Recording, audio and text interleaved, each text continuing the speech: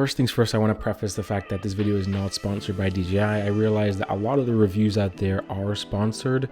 So no, I bought this myself. I live in Shenzhen, China, which is where DJI's headquarters are, so it's quite easy to just go in a shop and buy anything DJI. So I decided to take out the DJI Osmo Nano for a quick day vlog with my girlfriend, and it was surprisingly good. I'm teaching Sasha how to make YouTube videos, how to make content. So we're getting a shot here of her admiring the roots of this tree.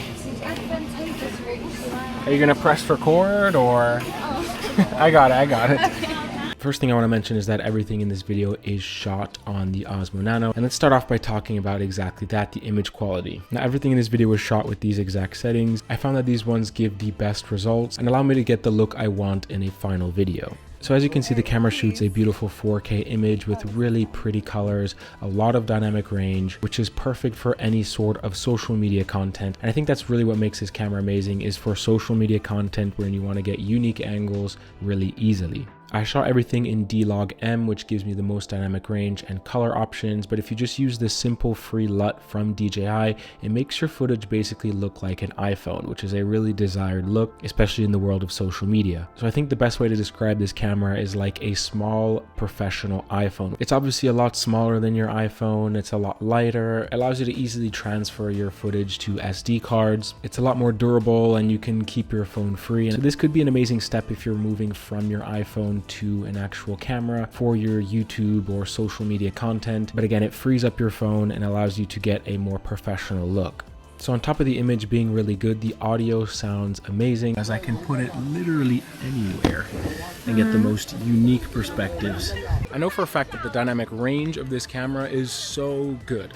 It has the same sensor pretty much as the Action 5 Pro, so this is like a mini version. This was just with the built-in microphone, and yeah, it might sound bad if it's really windy, and in those situations I'd recommend buying some sort of microphone. But in any shooting that you would use an iPhone as well, it's going to sound great, and I found that the directional microphone on the front catches my voice very clearly. Now, the low light performance was something I had to figure out, but it surprised me how good and how clean the image is in dark scenarios.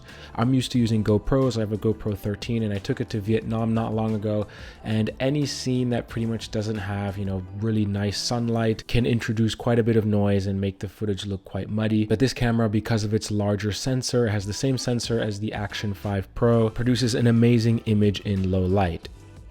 This grants you a lot of peace of mind when shooting in various lighting conditions, outdoor and indoor, because you don't have to worry.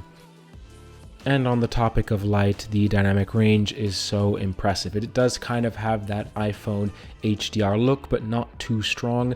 And with D-Log-M, you get so much dynamic range, way more than I'm used to with the GoPro, which again gives you that peace of mind that you will always look good in terms of lighting.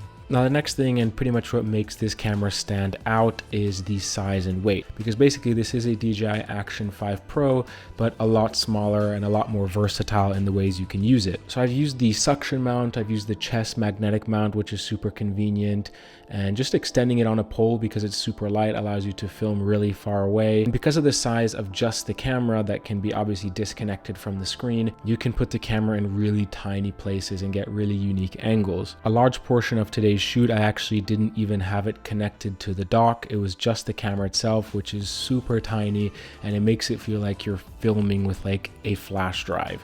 Now, in terms of battery life and overheating, I know a lot of people are worried about these two subjects, and I will say that the camera does drain kind of quickly, I guess, compared to other cameras, but I was able to shoot the whole day with just 2 charges. And what makes the battery life more than doable for me is the fact that it charges super quickly. Like every few seconds it goes up a percentage. Let me show you an example. Here I was using a portable charger, so it's not even a wall outlet, and you see it goes up in percentage super quickly, and I could just shoot basically all day.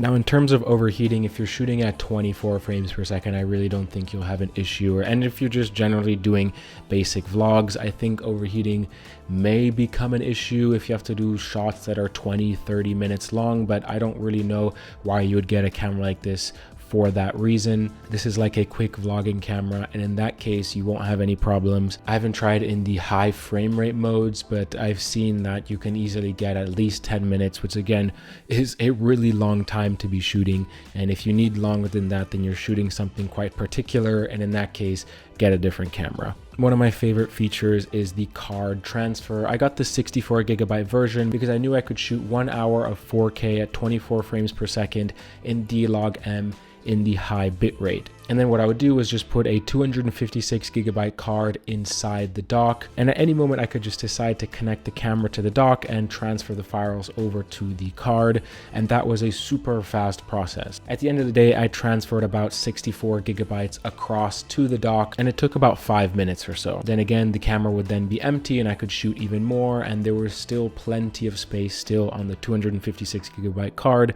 in the dock. All in all, this might become one of my main cameras. The size and weight just allows me to get so creative when shooting with it, and the fact that this large sensor gives me a lot of versatility to shoot in multiple lighting conditions, which is really what you're worried about with smaller cameras like this, makes it a camera with little to no friction when you're using it in the field, and it's honestly an amazing experience. Two things to keep in mind: there were a couple of times where the screen froze up a little bit, and there was this weird digital moire or digital blending look on the screen, but after a few seconds it would just calibrate again and be fine. Again, not a huge issue, just happened a couple times. The next thing is to make sure that if you're shooting in multiple light situations, to use the anti-flicker mode of stabilization. This will make sure that your shutter speed is high enough that the stabilization doesn't freak out, because if you leave it in the daily vlogging mode, then it's gonna get these weird glitchy weird shakes as you see in this video. So make sure to make those adjustments and you should be perfectly fine. Anyways, thank you guys so much for watching. I can't wait for the Action 6 to come out, and you bet I will be getting that as well. I'm quite fortunate to live here in Shenzhen, where whenever these cameras come out, I can just walk into the store and pick one up. So thank you guys so much for watching. Hopefully this video was helpful for you, and I'll see you in the next video. Peace.